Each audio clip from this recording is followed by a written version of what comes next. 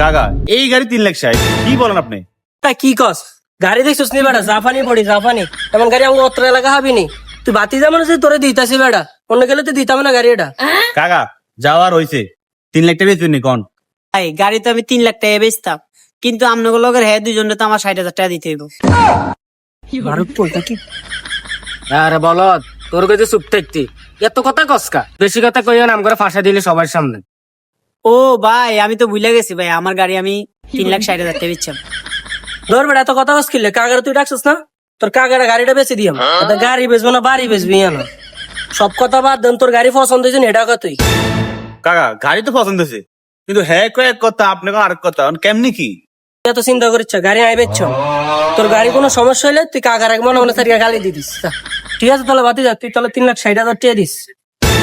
না কাকা আমার কাছে 3,60,000 নাই, 3,50,000 আছে, আমি 3,50,000 দেবো। लेकिन ये साला कर क्या रहा है यहाँ पे?